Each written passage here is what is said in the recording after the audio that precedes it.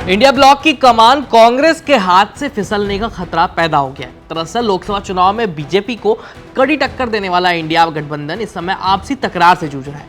India गठबंधन में शामिल पार्टियों ने कांग्रेस और राहुल गांधी के नेतृत्व पर सवाल उठाने शुरू कर दिए हैं। कांग्रेस और राहुल गांधी के काम करने के तरीके से उनकी सहयोगी पार्टियां खुश नहीं है।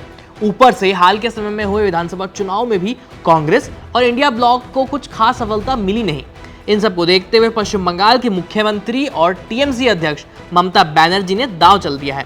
दरअसल ममता ने कहा है कि कांग्रेस और राहुल गांधी की लीडरशिप में इंडिया ब्लॉक अच्छा प्रदर्शन नहीं कर पा रहा है और अगर उन्हें मौका मिले तो वो बेहतर नेतृत्व कर सकती है। ममता का कहना है कि इंडिया ब्लॉक के गठन में उन्होंने महत्वपूर्ण भूमिका निभाई थी।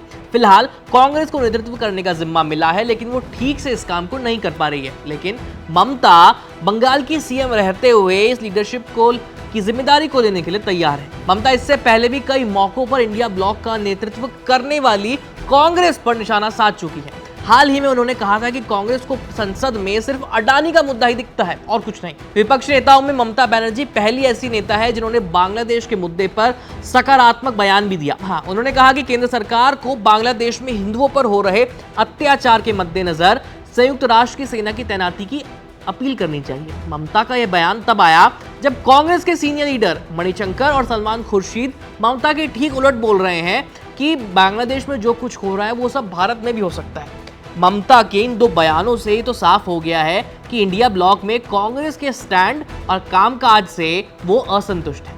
हालांकि पहले जब ममता ने कांग्रेस का विरोध किया उन्हें बाकी विपक्षी पार्टियों का समर्थन नहीं मिला, लेकिन इस बार ऐसा नहीं है। शरद पवार, सुप्रिया सुले और समाजवादी पार्टी सभी ने ममता के बयान का समर्थन किया है और कहा है कि गठबंधन को लीड करना चाहिए उनको। भले ही अखिलेश इंडिया गठबंधन का हिस्सा हो, लेकिन वो कांग्रेस को ज्यादा तवज्जो देने के मूड में कभी नहीं दिखते। चुनाव के दौरान सीट का बंटवारा हो या फिर संसद में सीटिंग अरेंजमेंट, अखिलेश ने कांग्रेस के प्रति तल्ख तेवर ही अपनाए हैं।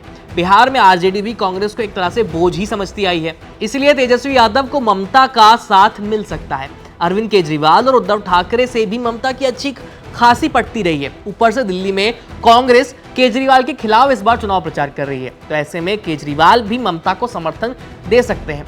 और सभी समीकरणों का हिसाब लगाने के बाद ही ममता ने इंडिया ब्लॉक के नेतृत्व करने की बात कही, ताकि समय आने पर उन्हें सबका साथ मिल सके।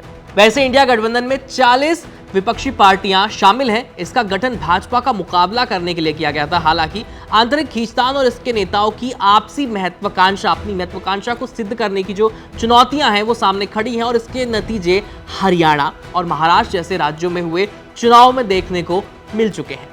इस खबरों में इतना ही। इंडिया गठबंधन में जो भी अपडेट्स होंगे आप तक लाते रहेंगे। देखते रहिए वी लाइव। मेरा नाम है आयुष। धन्यवाद।